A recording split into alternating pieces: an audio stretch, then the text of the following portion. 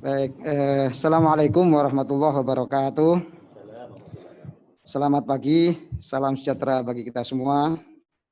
Om Swastiastu, Namo Buddhaya. Yang sama-sama kita hormati Bapak Menteri Agama Republik Indonesia, Bapak Jenderal Purnawirawan TNI Fakhrul Razi. Yang saya hormati Bapak Wakil Menteri Agama, Bapak Kiai Haji Zainud Tauhid Saadi. Yang sama-sama kita hormati Sekretaris Jenderal Kementerian Kesehatan Republik Indonesia, Bapak Dr. Gigi Oscar Primadi MPH. Yang saya hormati Kepala Biro Kerjasama Luar Negeri Kementerian Kesehatan, Bapak Acep Sumantri SIP MBA. Yang saya hormati teman-teman pejabat eselon 2 dan hadirin hadirat, serta yang saya banggakan teman-teman media yang mulia. Alhamdulillah wa syukurillah, kesempatan kali ini adalah momen yang sangat ditunggu-tunggu, saat yang dinanti-nantikan oleh seluruh umat Islam di Indonesia, khususnya calon jemaah haji Indonesia tahun 1441 Hijriah 2020 Masehi. Dalam konferensi pers hari ini, pemerintah akan membuat keputusan penting dan bersejarah dalam perjalanan ibadah haji. Semoga keputusan ini dapat memberikan kepastian, kenyamanan, keamanan, kemaslahatan bagi bangsa dan negara. Karena itu, agenda hari ini adalah tunggal, yakni penyampaian keputusan pemerintah terkait penyelenggaraan ibadah haji tahun 2020 1441 Hijriah oleh Menteri Agama Republik Indonesia. Sebelum waktu kami serahkan kepada Bapak Menteri, marilah kita buka acara konferensi pers ini bersama-sama dengan membaca basmalah. Bismillahirrahmanirrahim. Selanjutnya kami persilakan Bapak Menteri Agama untuk menyampaikan keputusan pemerintah terkait penyelenggaraan ibadah haji. Silakan Bapak Menteri. Bismillahirrahmanirrahim. Assalamualaikum warahmatullahi wabarakatuh. Yang kami hormati Ketua Komisi 8 DPR RI, Bapak Wakil Menteri Agama, Bapak Sekjen Kementerian Kesehatan Republik Indonesia, Bapak Dirjen PHU Kementerian Agama, dan teman-teman jurnalis. Masih dalam suasana Idul Fitri, saya menyampaikan minal aidin, mohon maaf lahir dan batin. Pertama-tama, alhamdulillah, puji dan syukur kita panjatkan kehadirat Allah Subhanahu wa Ta'ala, Tuhan yang Maha Esa, atas rahmat dan karunia-Nya, sehingga di tengah pandemi COVID-19, kita tetap dapat melaksanakan tugas-tugas kita dengan baik. Teman-teman jurnalis semua, sebagaimana kita ketahui, pandemi COVID-19 yang sejak awal Maret juga melanda Indonesia, telah berdampak pada berbagai aspek kehidupan, termasuk layanan sosial keagamaan di bidang penyelenggaraan ibadah haji. Kementerian Agama lalu membentuk Pusat Krisis Haji 2020 melalui keputusan Menteri Agama nomor 392 tahun 2020 yang diberi mandat untuk merancang, menyusun, dan mengkoordinasikan mitigasi krisis pada penyelenggaraan ibadah haji tahun 2020 ini. Tim ini telah menyusun dokumen lengkap skenario mitigasi penyelenggaraan ibadah haji yang disusun mengikuti perkembangan dan dinamika COVID-19, baik di Arab Saudi maupun di Indonesia, hingga April 3 skema penyelenggaraan ibadah haji disiapkan. Pertama, haji diselenggarakan secara normal sesuai kuota. Kedua, haji diselenggarakan dengan pembatasan kuota. Dan ketiga, penyelenggaraan haji tahun ini dibatalkan. Bersamaan itu, sejumlah layanan haji di dalam negeri tetap dilaksanakan, seperti manasik haji secara daring dan pelunasan BP dengan menerapkan protokol penanganan COVID-19. Untuk layanan haji di luar negeri, kontrak layanan akomodasi, transportasi, dan catering juga dipersiapkan. Hanya saja belum dilakukan pembayaran uang muka sesuai pertimbangan keamanan dan juga atas permintaan dari pihak Arab Saudi. Memasuki bulan Mei, karena waktu semakin mepet, tim fokus mematangkan 2 opsi saja, yakni pelanggaran haji dengan pembatasan ya lebih kurang 50% dan pembatalan keberangkatan jemaah haji. Sebab tanggal 26 Juni telah disepakati sebagai terjadwal sebagai pemberangkatan awal jemaah haji Indonesia tahun 1941 Hijriah 2020 Masehi. Dari situ kami menghitung mundur tentang kecukupan waktu pemberangkatan jemaah dengan segala proses dan konsekuensinya. Skema pengurangan jemaah diambil karena harus ada ruang yang cukup untuk pembatasan fisik atau physical distancing jemaah, baik di asrama haji, di dalam pesawat, di pemondokan, maupun di area-area ritual haji, khususnya di Al-Musna, Arafah, Musdalifah, dan Mina. Dalam skenario ini, rentang waktu berhaji pasti akan lebih lama dari biasanya. Sebab ada tambahan masa karantina 14 hari sebelum keberangkatan, 14 hari setelah tiba di Arab Saudi, dan 14 hari setelah tiba kembali di tanah air Indonesia. Protokol kesehatan juga mewajibkan setiap jemaah untuk memiliki sertifikat bebas COVID-19 dari pihak yang berwenang. Bersamaan itu, Kementerian Agama juga menjalin komunikasi dengan pemerintah Kerajaan Saudi melalui Kementerian Luar Negeri Republik Indonesia perihal permohonan informasi pelanggaran haji tahun 1441 Hijriah atau tahun 2020 Masehi ini. Kementerian Agama juga telah melakukan kajian literatur serta menghimpun sejumlah data dan informasi tentang haji di saat pandemi di masa-masa lalu. Didapatkan fakta bahwa pelanggaran ibadah haji pada masa terjadinya wabah menular telah mengakibatkan tragedi kemanusiaan di mana puluhan ribu jemaah haji menjadi korban. Kita tahu Saudi Arabia pernah menutup haji, ibadah haji pada tahun 1814 karena wabah tahun, 1837 dan 1858 karena wabah epidemi, 1892 karena wabah kolera, 1987 karena wabah meningitis. Indonesia juga pernah menutup karena pertimbangan masalah agresi Belanda tahun 1946, 47, dan 48. Menteri Agama Fathur Rahman Kafrawi mengeluarkan maklumat Kementerian Agama nomor 4 1947 tentang penghentian ibadah haji di masa perang itu. Kementerian Agama juga telah melakukan konsultasi kepada otoritas keagamaan di Majelis Ulama Indonesia (MUI) untuk mendapatkan pandangan keagamaan terkait pembatalan keberangkatan jemaah haji di masa pandemi. Setelah itu, tentu Kementerian Agama juga sudah melakukan komunikasi dengan mitra kami, Komisi 8 di DPR, tentang perkembangan situasi ini, baik melalui komunikasi formal rapat kerja maupun komunikasi informal secara langsung. Kami juga masih akan menggelar rapat kerja dengan Komisi 8 setelah acara pagi ini.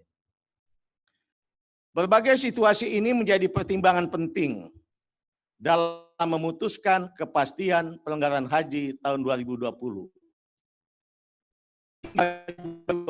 Pada pagi ini, pihak Arab Saudi tak kunjung membuka akses bagi jemaah haji dari negara manapun. Akibatnya, pemerintah tidak mungkin lagi memiliki cukup waktu untuk melakukan persiapan utamanya dalam pelayanan dan perlindungan jemaah.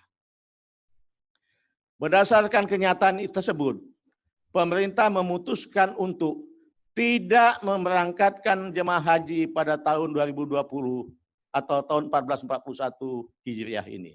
Saya ulangi, pemerintah memutuskan untuk tidak memberangkatkan jemaah haji pada tahun 1441 Hijriah atau tahun 2020 ini. Keputusan ini saya sampaikan melalui keputusan Menteri Agama Republik Indonesia nomor 494 tahun 2020 tentang pembatalan keberangkatan jemaah haji pada pelanggaran ibadah haji tahun 1441 Hijriah atau tahun 2020 Masehi. Sesuai amanat undang-undang, selain persyaratan kemampuan secara ekonomi dan fisik, kesehatan, keselamatan dan keamanan jemaah haji harus dijamin dan diutamakan sejak dari embarkasi atau debarkasi dalam perjalanan, dan juga saat di Arab Saudi. Sungguh ini sebuah keputusan yang cukup pahit dan sulit. Di satu sisi kita bersama telah berusaha dengan segala upaya untuk menyiapkan pelanggaran haji tahun ini sebagai perwujudan tugas pembinaan dan pelayanan. Tapi di sisi lain kita juga memikul tanggung jawab untuk memberikan perlindungan bagi jemaah dan petugas haji. Tanggung jawab ini merupakan bagian dari pelaksanaan kewajiban negara dalam menjamin keselamatan warganya. Risiko keselamatan dan kemanusiaan menjadi prioritas pertimbangan kami di masa pandemi ini. Selain itu, juga risiko ibadah yang sangat mungkin terganggu jika haji diselenggarakan dalam situasi masih bertambahnya kasus positif COVID-19 di Arab Saudi dan juga di Indonesia. Keputusan yang pahit ini kita yakini paling tepat dan paling maslahat bagi jemaah dan petugas kita semua. Keputusan pembatalan keberangkatan haji ini sudah melalui kajian yang sangat mendalam karena pandemi COVID-19 yang melanda hampir seluruh negara di dunia, termasuk Indonesia dan Arab Saudi, dapat mengancam keselamatan jemaah. Agama mengajarkan menjaga jiwa adalah kewajiban yang harus diutamakan. Ini semua menjadi dasar pertimbangan dalam menetapkan kebijakan ini. Pembatalan keberangkatan jemaah haji ini berlaku untuk seluruh warga negara Indonesia. Maksudnya pembatalan itu tidak hanya untuk jemaah yang menggunakan kuota haji pemerintah, baik reguler maupun khusus, tapi juga jemaah yang akan menggunakan visa haji mujamalah atau undangan, atau furada yang bersifat visa khusus yang diterbitkan oleh Arab Saudi.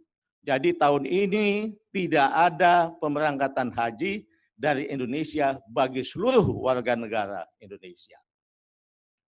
Teman-teman jurnalis semua, seiring keluarnya kebijakan pembatalan keberangkatan tersebut, jemaah haji reguler dan khusus yang telah melunasi biaya perjalanan haji atau BP tahun ini akan menjadi jemaah haji tahun 1442 Hijriah atau 2021 Masehi mendatang. Setoran pelunasan BP yang dibayarkan akan disimpan dan dikelola secara terpisah oleh Badan Pengelola Keuangan Haji. Nilai manfaatnya akan diberikan oleh BPKH atau Badan Pengelola Keuangan Haji kepada jemaah haji paling lambat 30 hari sebelum pemberangkatan kloter pertama penyelenggaraan haji tahun 1442 Hijriah atau 2021 Masehi mendatang. Ini saya garis bawahi, pemanfaatan diberikan kepada perorangan. Kenapa? Karena nilai pelunasan BP itu tidak sama. Yang paling rendah adalah sekitar 6 jutaan, yaitu untuk jemaah yang di Aceh dengan uang mukanya 25 juta, sedangkan yang paling tinggi sekitar 16 juta untuk yang pemberangkatan dari Makassar. Jadi antara 6 juta sampai 16 juta. Jadi variasinya cukup banyak, oleh sebab itu saya garis bawahi, nilai manfaatnya itu diberikan kembali kepada mereka berdasarkan jumlah pelunasan BP yang dia bayarkan. Namun juga setoran pelunasan BP itu juga dapat diminta kembali oleh jemaah haji yang bersangkutan kalau memang dia butuhkan. Silakan bisa diatur dan kami akan mendukung itu semua dengan sebaik-baiknya. Bersamaan dengan terbitnya KMA ini, petugas haji daerah pada penyelenggaraan ibadah haji tahun ini dinyatakan batal. BP yang telah dibayarkan juga akan dikembalikan. Gubernur dapat mengusulkan kembali nama seiring dengan terbitnya KMA ini. BP yang dibayarkan akan dikembalikan. KBIHU dapat mengusulkan nama pembimbing lain atau sama pada penyelenggaraan haji mendatang. Jadi ulangi, KBPAU dapat mengusulkan nama pembimbing pada penyelenggaraan haji mendatang. Semua paspor jemaah haji, petugas haji daerah, dan pembimbing dari unsur KBIHU pada penyelenggaraan ibadah haji tahun 1441 Hijriah ini atau 2020 Masehi akan dikembalikan kepada pemilik masing-masing. Semua hal teknis terkait konsekuensi dari keputusan ini sudah dipersiapkan secara detail. Nanti saya persilakan teman-teman jurnalis berkomunikasi dengan Dirjen PAU atau dengan juru bicara Kementerian Agama untuk bisa mendapatkan penjelasan lebih teknis. Akhirnya kami menyampaikan rasa simpati yang mendalam kepada seluruh jemaah haji yang terdampak pandemi COVID-19 tahun ini, sehingga tertunda keberangkatan hajinya. Ini semua tentu sudah kehendak Allah Subhanahu wa taala. Sebagai umat beragama, kita yakin bahwa apa yang kita inginkan belum tentu yang terbaik. Di hadapannya demikian pula apa yang tidak kita inginkan bisa jadi itulah yang terbaik buat hambanya kita semua ini. Mari kita menerima keadaan ini dengan ikhlas. Saya berdoa agar ujian COVID-19 ini segera usai. Amin ya rabbal alamin. Billahi taufiq wal hidayah. Wassalamualaikum warahmatullahi wabarakatuh. Terima kasih. Terima kasih Pak Menteri atas penyampaian keputusan pemerintah terkait dengan penyelenggaraan ibadah haji yang tadi sudah disampaikan secara detail bahwa tahun 2020 Masehi atau 1441 Hijriah ini pemerintah tidak memberangkatkan jamaah haji pada penyelenggaraan ibadah haji tahun 2020.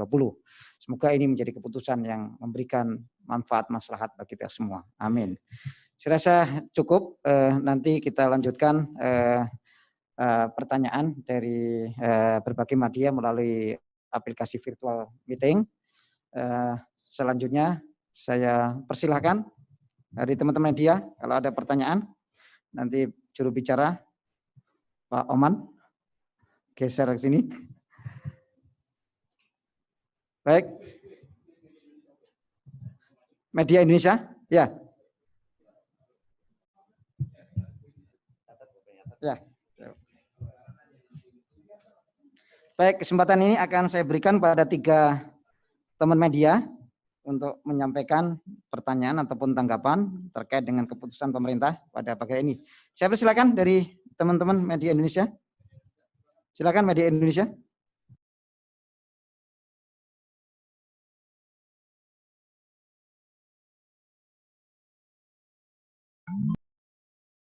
Di unmute. Oh, di unmute ya. Oke, sorry. Udah kedengaran, Pak? Sudah. Silakan Pak. Iya. Ya, terima kasih. Assalamualaikum warahmatullahi wabarakatuh. Saya Ubay dari Media Indonesia. Yang pertama, mumpung masih suasana Idul Fitri, mohon maaf lahir batin Pak Menteri, Pak Wamenak, Pak Dirjen, dan para sahabat semuanya. Memang ini akhirnya tadinya saya masih berharap gitu, mungkin juga semua ada harapan masih ada pemberangkatan, karena kemarin-kemarin kan sudah ada pembukaan itu Pak Menteri ya, pembukaan Mekah, Madinah juga kemarin dibuka, bahkan viral gitu ya. Itu ada semacam membuncah harapan haji bisa berangkat begitu ya.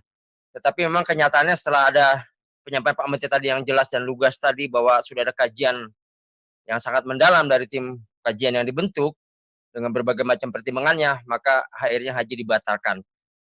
Semuanya memang harus dipenuhi dengan rasa lapang hati kepada kita semua ya Pak Menteri.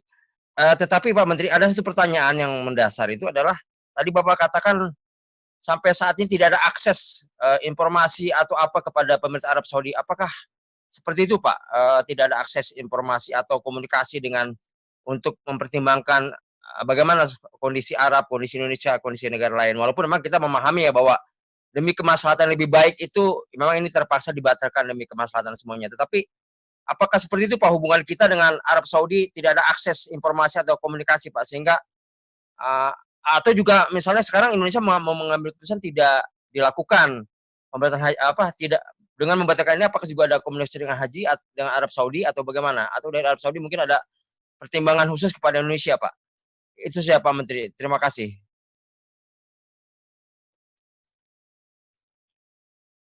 Oke, lanjut yang berikutnya. Silakan berikutnya. Nanti saya bisa jawab. Berikutnya. Pak apa, Mas? Jawab pos, silakan jawab pos.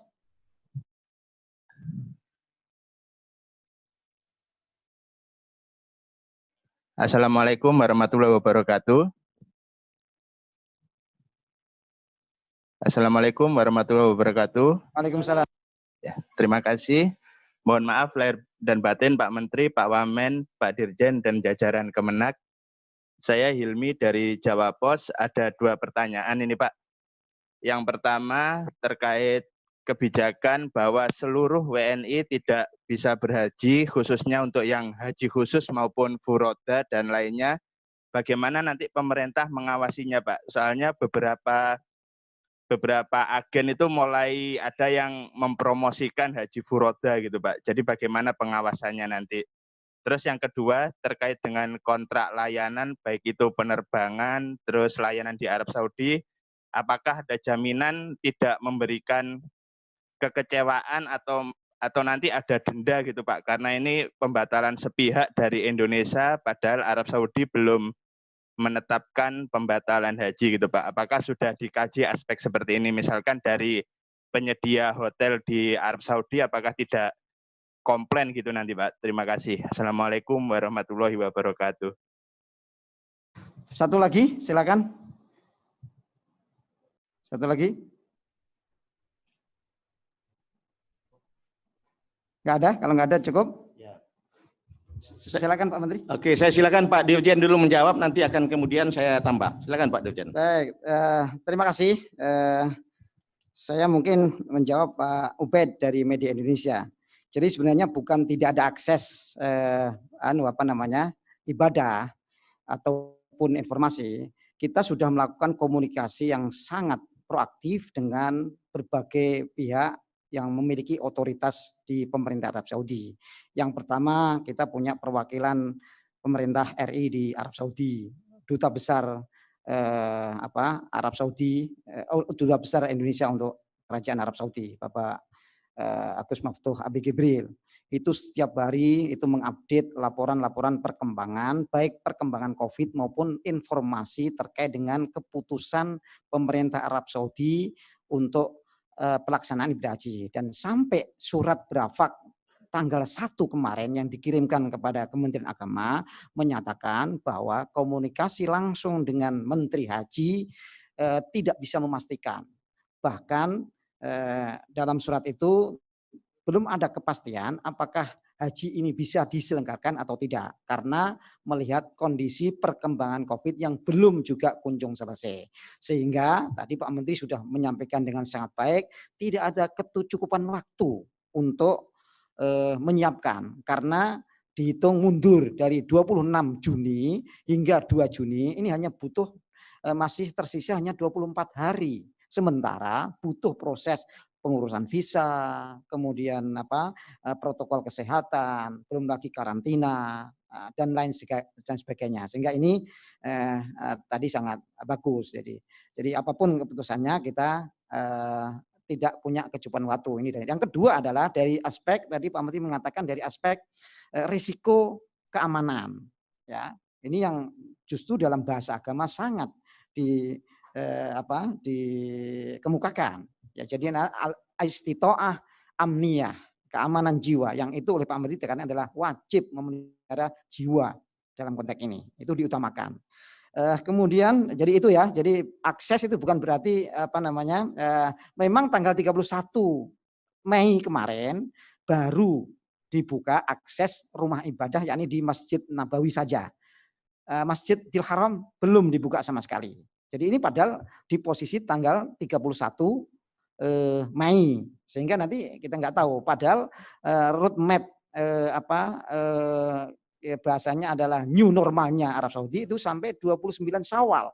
Nah kalau sudah 29 Syawal, sementara jamaah haji kita itu tanggal 5 Dzulqa'dah sudah berangkat, lalu pengurusan slotting time penerbangan, pengurusan visa itu tidak punya cukup waktu. Belum lagi resiko tadi yang saya sampaikan. Juga resiko ibadah. Tentu akan terjadi tadi selain ada penambahan waktu semakin panjang, lalu juga resiko ibadah. Kalau ada physical distancing, tentu ini budaya masyarakat Indonesia yang ingin mengejar afdholiyah itu tidak bisa. Padahal kesempatan sekali hidup ibadah itu digunakan untuk memanfaatkan waktu, sementara terhalangi oleh adanya kondisi COVID-19. Nah ini kan makna afdholiyah menjadi berkurang dalam konteks ini. Jadi itu untuk Mas Ubed ya. Jadi saya hanya menambahkan dari Pak Menteri. Yang kedua untuk jawab pos, Mas Hilmi.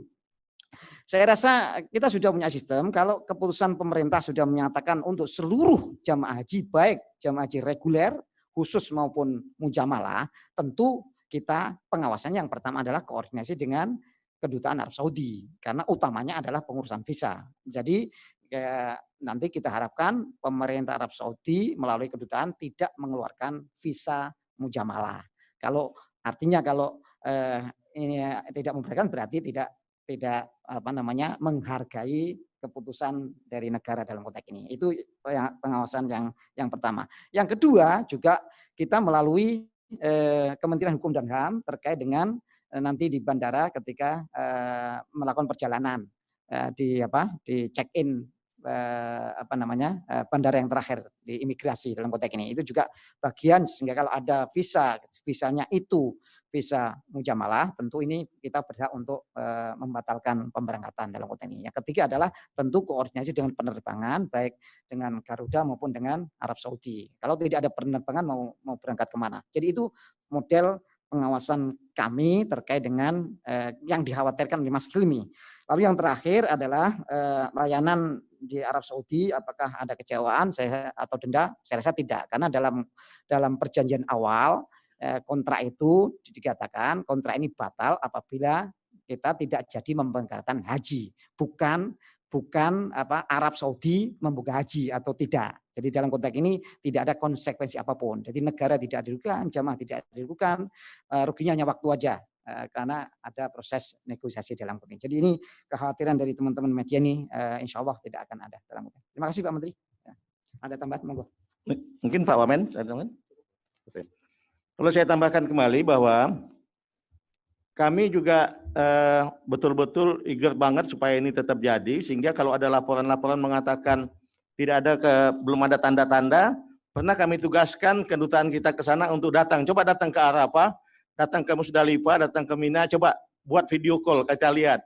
Mereka datang, mereka tunjukkan betul, oh ya betul. Jadi kami bukan begitu semangatnya supaya bisa tetap haji dan yakin informasinya valid, kami minta mereka datang ke lapangan, gitu ya. Tapi ya situasinya ternyata memang seperti yang kita lihat, tidak ada tanda-tanda yang signifikan, bukan saja pernyataan belum ada, tapi tanda-tanda yang signifikan untuk menunjukkan akan ada pelanggaran ibadah haji itu belum kelihatan di lapangan. Kalau tiba-tiba dilakukan, saya kira ya mungkin nggak tahu lah kita ya bagaimana Saudi Arabia. Tapi kalau itu dilakukan setelah tanggal 1 Juni ini, saya kira kita nggak akan mungkin bisa mempersiapkan dengan baik. Kemudian kami melihat juga Saudi Arabia sangat-sangat kooperatif. Contohnya masalah penundaan pembayaran uang muka, bukan saja keinginan kita, tapi mereka juga menyarankan yang sama. Jangan ada pembayaran uang muka dulu, kata mereka. Jadi mereka sangat kooperatif. Takut-takutnya pembayaran uang muka dilakukan, tahu-tahu batal, kemudian menjadi permasalahan besar di belakang hari. Jadi alhamdulillah kerja sama kita atau hubungan baik kita dengan Saudi sangat bagus, dengan duta besarnya juga sangat bagus, dengan menteri hajinya juga sangat-sangat baik. Jadi ini sebuah keadaan yang memang mau tidak mau harus kita ambil untuk kemaslahatan kita semua. Terima kasih. Apa masih ada lagi? Silakan. Ya, silakan dari Twitter dan Tribun. Silakan. Bismillahirrahmanirrahim. Assalamualaikum warahmatullahi wabarakatuh. Pak Menteri dan Pak Dirjen.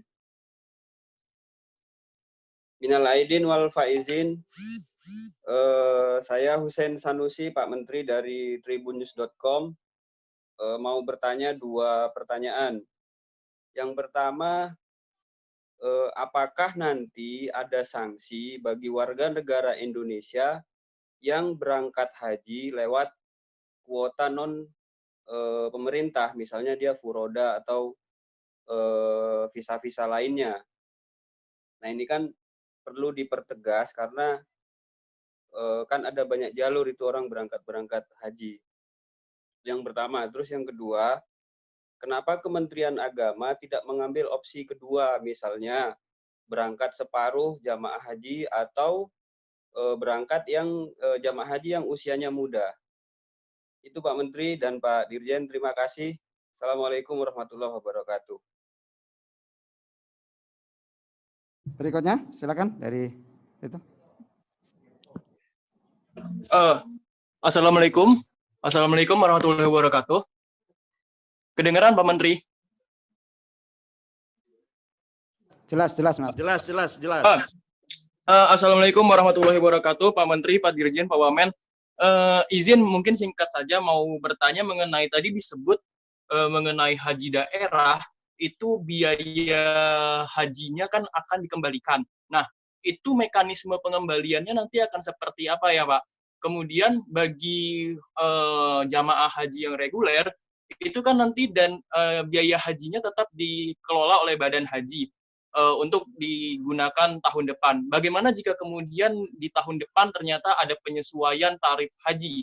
Apakah jamaah yang tahun ini yang ditunda untuk tahun depan itu juga harus ikut membayar dengan sesuai penyesuaian tersebut atau seperti apa Pak mekanismenya? Mungkin bisa dijelaskan lebih detail. Terima kasih banyak. Ya, baik, langsung saja saya jawab. Yang pertama Pak Mas Sanusi dari Tribun. Jadi yang pertama menyatakan apakah ada sanksi bagi WNI yang berangkat melalui kuota non pemerintah. Saya rasa kita bisa membaca Undang-Undang Nomor 8 2019 karena kita sudah di amanat undang-undang menyatakan bahwa jamaah haji mujamalah harus diberangkatkan melalui PIHK. Apabila ini dilanggar, maka ada ketentuan pasal sanksi yang ada di akhir-akhir undang-undang tadi. Bahkan sanksinya pidana dan juga denda sekian miliar. Saya tidak hafal, tapi ada jelas ada diktum sanksi. Bahkan ada apabila orang dengan atas nama individu atau lembaga menarik biaya itu untuk memberangkatkan haji secara ilegal, maka kena sanksi pidana dan sanksi finansial. Itu jelas di Undang-Undang Nomor 8 2019 dan inilah yang menjadi patokan dari penegak hukum ketika menindak bagi pelanggar-pelanggar haji dalam konteks ini. Itu ya Mas Sanusi ya. Kemudian yang kedua, kenapa tidak mengambil opsi 5%? Jadi tadi disampaikan bahwa ada tahapan-tahapan yang menurut saya ini penting untuk kita jadikan dasar titik tolak. Jadi ada risiko ibadah. Meskipun pada hakikatnya misalkan kita pilih usia muda, tetapi juga ini sangat rentan juga penularan COVID dalam konteks ini. Belum lagi tadi panjangnya waktu, ya ada tes COVID ketika masuk asrama. Kemudian sampai di Arab Saudi juga dites lagi. Nanti ada karantina 14 hari. Ini jadi setelah dipikirkan ternyata panjang rentetannya, maka ini kita mengambil dua keputusan yang paling kecil risikonya. Itu yang dalam bahasa agama dikatakan akhafud dororain. Yang paling risikonya paling rendah. Apa itu? Ya tidak memberangkatkan jamaah haji. Itu saya rasa itu. Karena juga tadi yang saya sampaikan di awal, ada resiko ibadah.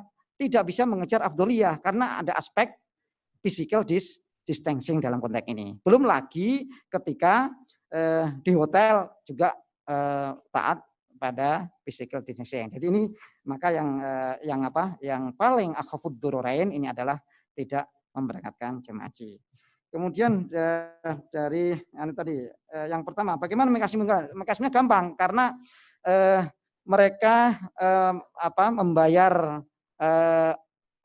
BP untuk petugas haji daerah itu juga atas nama pemerintah daerah, maka ya mekanismenya tentu dikembalikan semuanya kepada pemerintah daerah karena SK-nya Menteri Agama itu adalah satu kesatuan.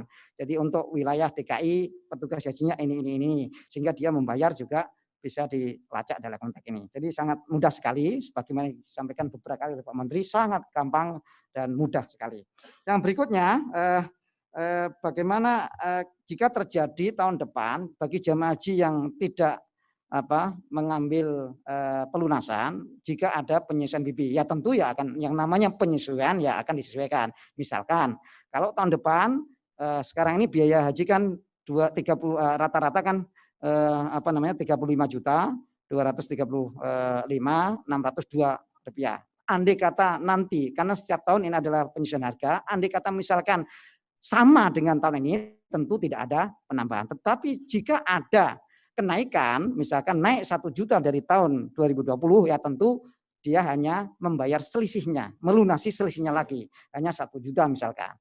Sebaliknya apabila terjadi penurunan, maka juga akan dikembalikan lagi kepada jamaah. Plus tadi yang disampaikan oleh Bapak Menteri, dana manfaat itu akan dikembalikan secara utuh kepada jamaah haji. Jadi misalkan kalau ada kenaikan, mereka dapat dana manfaat 1 juta, ya itu diakumulasikan. Ya. Jadi ini prinsip kami adalah mana yang terbaik, yang memberikan keamanan, kenyamanan, dan tidak merugikan semua pihak. Itu yang kita lakukan dalam konteks ini. Saya rasa itu. Terima kasih. Ya, saya tambahkan. Setahu kita kemungkinan itu selain dari kota adalah dari Mujamalah dan Furada, nggak ada lain. Mujamalah ini undangan pemerintah Saudi, Furada ini adalah visa khusus yang diterbitkan oleh Sultan Saudi juga. Tapi kalau kita dengan mereka sudah sepakat menutup peluang ini, saya kira nggak akan mungkin ada lain yang bisa bocor masuk begitu ya. Jadi mudah-mudahan nggak ada lah yang akan itu. Kemudian memang masalah uang ini kita fair banget, tadi saya udah garis bawahi, sangat fair, karena jumlahnya nggak sama, yang paling tinggi, yang paling rendah kan ada yang pelunasan DP-nya ada 6 jutaan, tapi yang tinggi 16 juta. Tentu saja nilai manfaatnya tidak mungkin kita samakan.